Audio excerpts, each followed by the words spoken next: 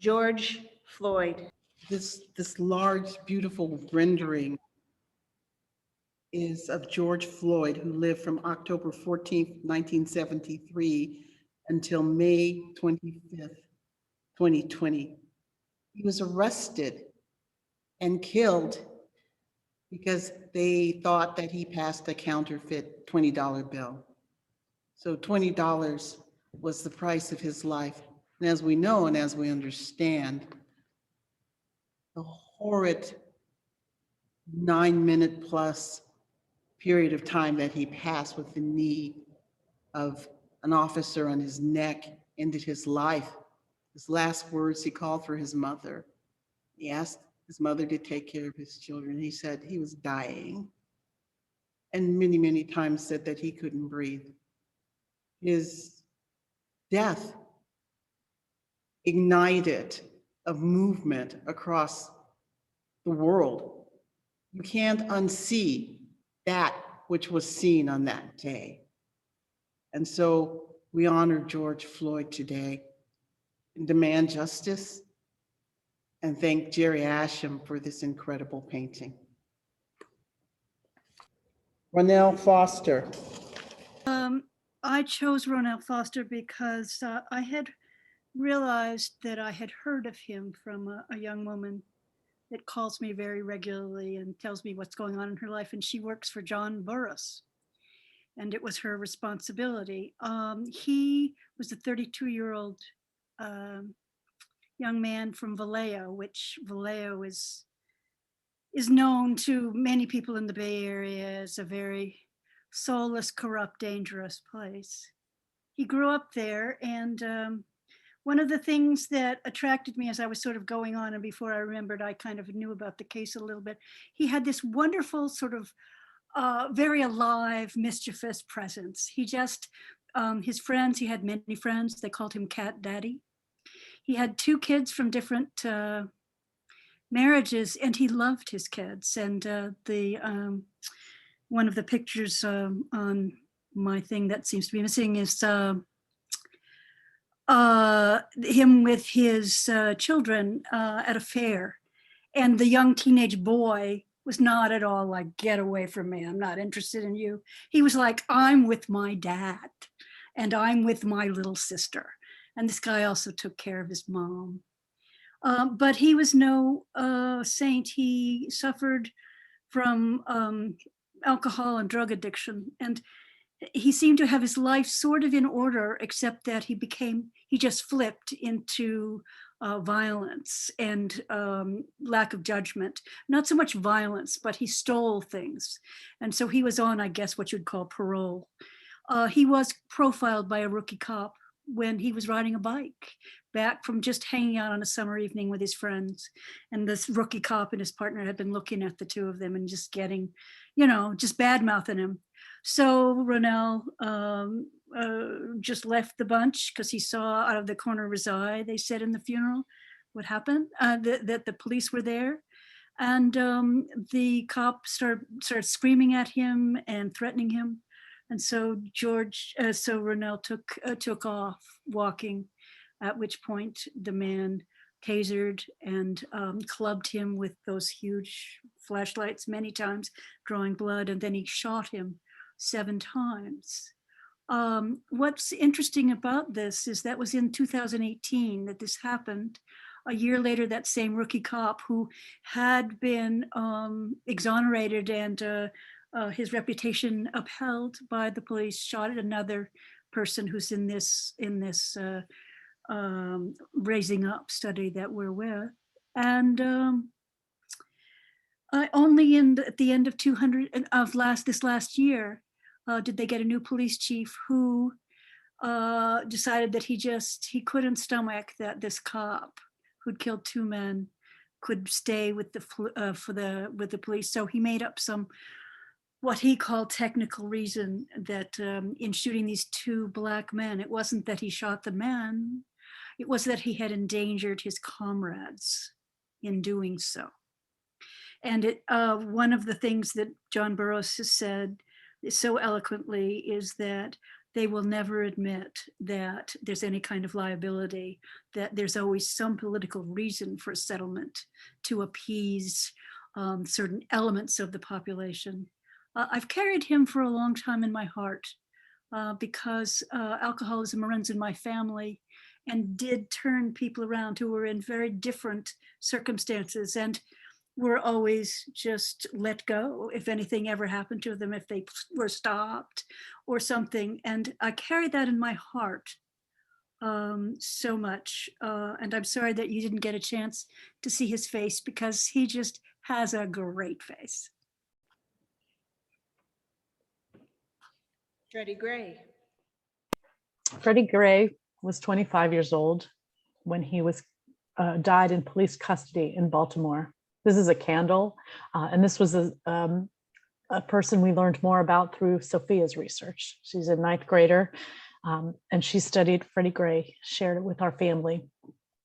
I have to give a footnote, none of us are artistic, but we still joined the project. So our candle includes a photo that we printed of Freddie Gray. You can see that he is a young man. We also learned that he was a twin, and his sister Frederica lives on, as do his others. He had 5 sisters, and he was living with his twin and one other sister when he died in police custody. He also had parents who loved him and a girlfriend who loved him, and he was really trying to find his way in the world, like most people in their mid-20s are trying to find out. So we light a candle that we put in this show for Freddie Gray. He died of a spinal injury while in police custody, and that's about all that was released. Kiwi Herring.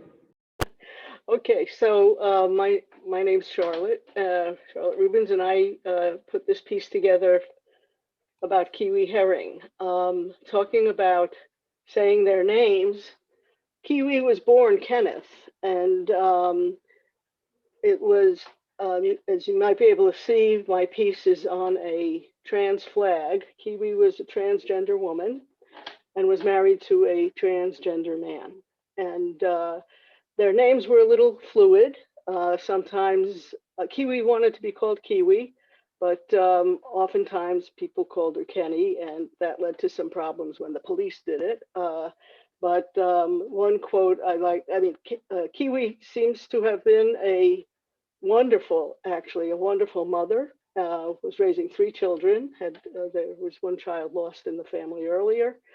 And as a matter of fact, part of her story of her death had to do with her defending her children against a homophobic, or the family, but especially the children, around some provocative acts by a homophobic neighbor who bothered she and her family for 2 years that they lived there. They had moved from Mississippi and to St. Louis, which is where Kiwi died. But Kiwi, yes, the incident that happened the night before Kiwi's death had to do with some, I think probably on purpose, some wandering barbecue pieces of coal that made it to her porch, and she was worried about the children and of course the whole place going up in flames. And the next day, the provocative neighbor got on her again, and they had a big fight, and it resulted in Kiwi's death. But what I really loved was reading about things that people said about Kiwi, including that she was very resilient. One of the kids in the neighborhood loved her. There was a quote from a kid, "R.I.P. Uncle Kenny." It's another name they use sometimes. Made the best sandwiches and always was the life of the party, and fed the kids in the neighborhood, was apparently a very good cook, and kept everyone fed with love as well as food. And so another thing I read that I really liked was that she had a contagious smile, and you can't see it so well in this, but I did try to put one of the things that attracted me to this family as a trans family was just look at this wonderful smile, and if you can hold it up higher. I just loved this picture of Kenny in his dress and glasses, etc. And the children are beneath it. So I just wanted to concentrate on that, but not ignore the death because it was caused by a homophobic and transphobic neighbor who just kept at this family. And when the police came, Kiwi had a kitchen knife and brandished it, and the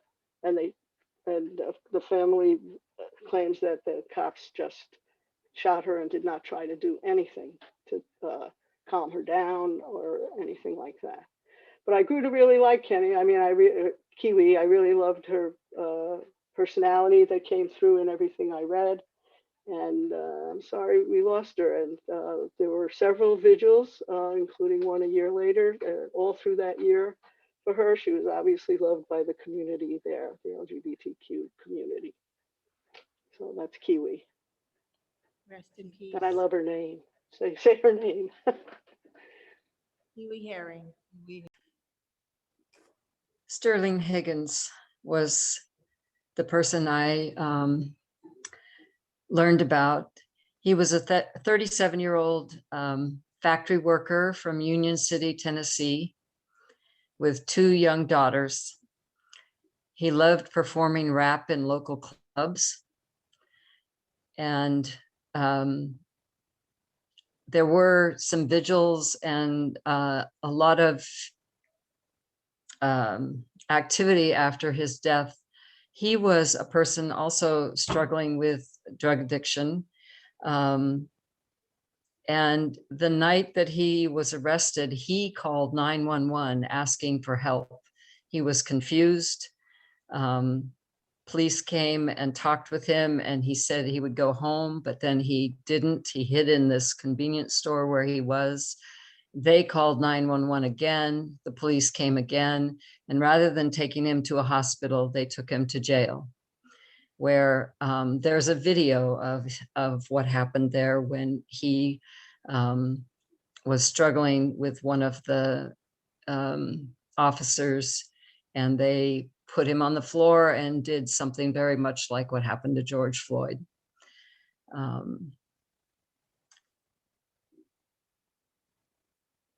I don't know what else to say. The one quote that I keep remembering, one friend's description was, he was a man of God who loved his kids. That's Sterling Higgins. Thank you.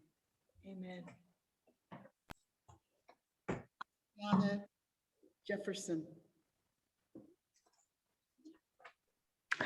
So Atatiana was the person I got to know through my research, and she was a 28-year-old pre-med graduate of college, and her nickname was Tay. So I have knitted her name into this frame. I told you earlier I'm not artistic, so I did not actually paint this lovely picture. That drawing is done by Nicholas Smith, who was also moved by her life. And it depicts what was going on right before she was murdered. She was playing video games with her 8-year-old nephew in her own home. And the police were summoned to her home for what's called a welfare call. Someone in the neighborhood perhaps called the police. And they shot her through her own window when she went to look at what was going on outside in front of her 8-year-old nephew. So her death is a loss to her family and a trauma to her nephew. She was like I said, a pre-med student. There's a really fabulous YouTube video of her doing an anatomy lab where you can watch her explaining the different quadrants of the body on a very tiny skeleton. She is lively, she is intelligent, and she is very passionate about her lab that she is doing. She never got to go to medical school. She was back at home in Fort Worth, Texas, living with her mother and her nephew and caring for them. And she had a job working in an office in some HR capacity. But that's the kind of person she was. She was a family person trying to figure out her pathway into the medical field, which was her goal. And that's Tatiana Jefferson. Tatiana. Amen. Amen.